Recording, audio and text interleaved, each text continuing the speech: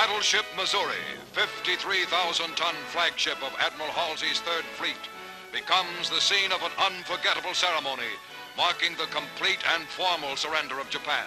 We are gathered here, representatives of the major warring powers, to conclude a solemn agreement whereby peace may be restored.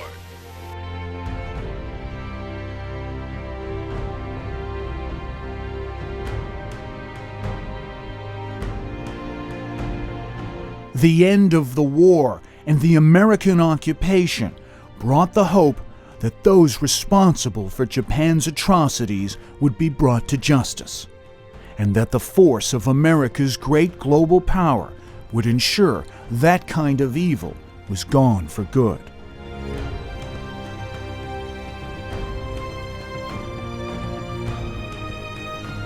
While the Allied powers pursued that course in post-war Europe, it soon became clear that things were going to be different in Asia.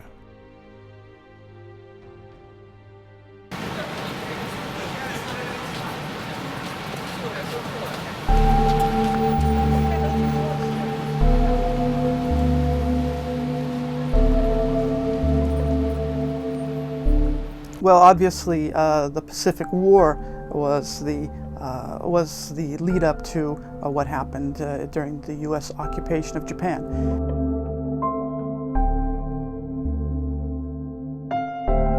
Michael Penn is an American journalist who's been based in Tokyo for years. The American public and the American military and the American government, they had a very clear priority when they began the occupation of Japan, and that is they wanted to make sure that what just happened in the Pacific War would never and could never happen again.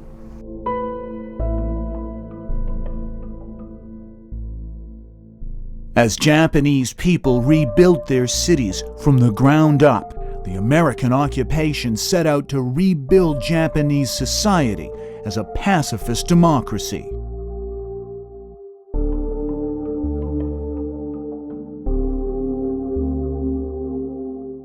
Suspected war criminals were brought to justice at the Asian counterpart to Europe's Nuremberg, the Tokyo War Crimes Trial. The objective was to make sure that those who had done terrible things during the war, both in China and in the Pacific, were held accountable for it, and that those bad people, the war criminals, pay the price for what they had done. But strangely absent from the dock in the Tokyo War Crimes Trial were some of the worst offenders, like Unit 731 mastermind Shiro Ishii. And the incentive to go after those men would change even further when the Americans made a radical change in policy, something that came to be known as reverse course. There began to be critics of the early occupation policy. They said, whoa, wait a second, what are we doing here? These young New Dealers who are writing pacifism into the Japanese Constitution and who are starting to try to revitalize the Japanese economy through measures that look a lot like socialism, they began to get alarmed that Japan would be moving in a direction which was closer to the Soviet Union than it would be to the United States. While at the time, reverse course appeared as a predictable response to the rising tensions of the Cold War, one consequence was that the masterminds of Unit 731 were allowed to quietly return to their homes and not face prosecution, but with one important catch.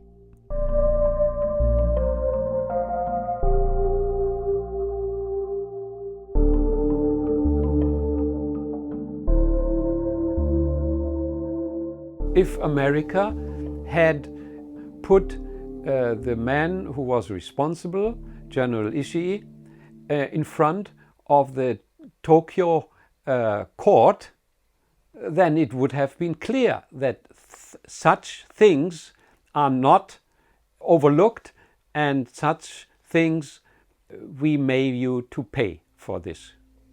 But they didn't do it because they needed him for their own research, and he agreed to do it.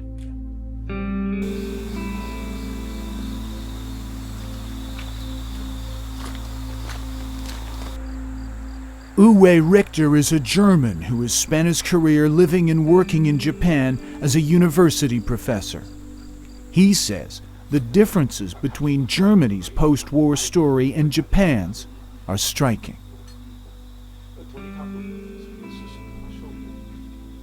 German students, high school students, read this book of this American historian, Hitler's Willing Helpers or something like that. And there's no such book being read, as far as I know, in Japanese high schools. The Japanese young people do not understand why the mass of the Japanese people and young people were willing to go to war.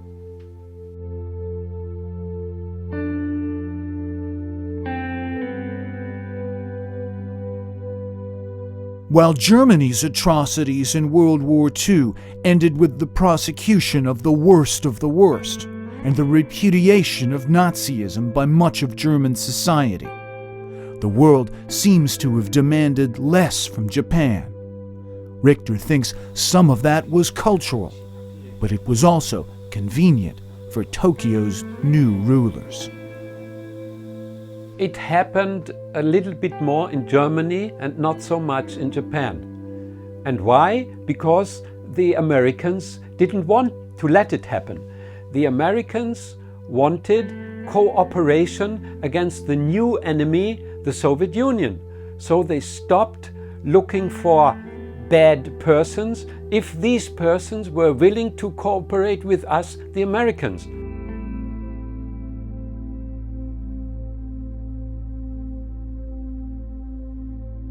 As the Cold War became a race to build the world's worst weapons of mass destruction, the American occupiers of Japan soon discovered the remnants of Unit 731 had something to offer them.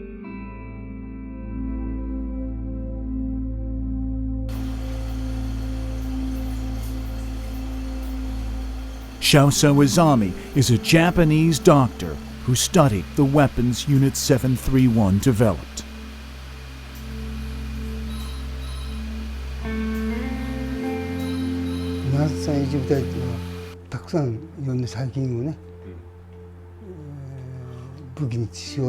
Dr. Izami says of the many terrible bioweapons that Unit 731 developed, they came to focus on anthrax, plague, and glanders.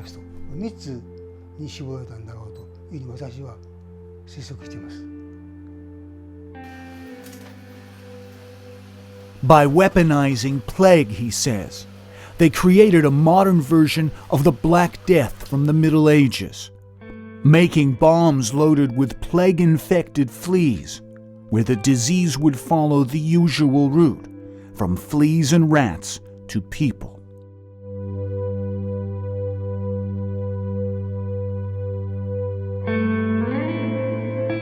Having created the world's most sophisticated bioweapons program and then testing it on those like the people in Changshan, Unit 731's atrocities amounted to rare scientific data that was too tantalizing for Washington to ignore.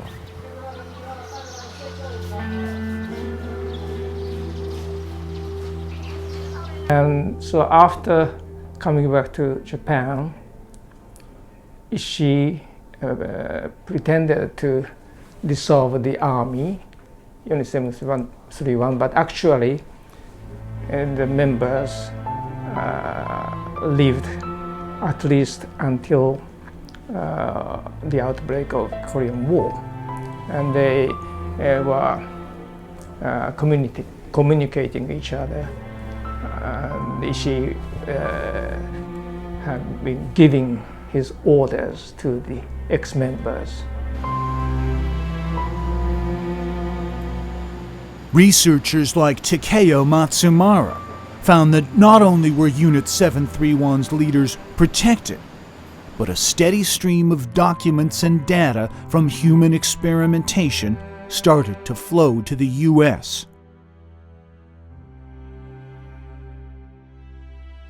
Ishii and other Japanese politicians tried to negotiate with the American commander and the Pentagon, and eventually that negotiation was successful, which means that all the documents, including the human experimentation about the JAM affairs, were given to the United States. Instead, all the members, including Ishii of the unit, were immune. So in Tokyo Tribunal, there was no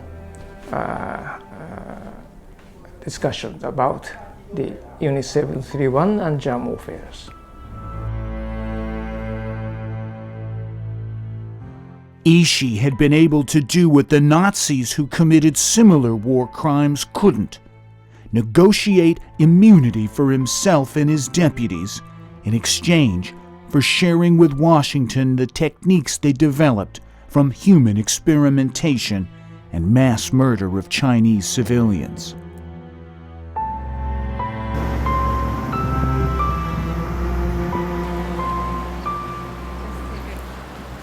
Ishii was left to live out his years at home in this quiet Tokyo neighborhood.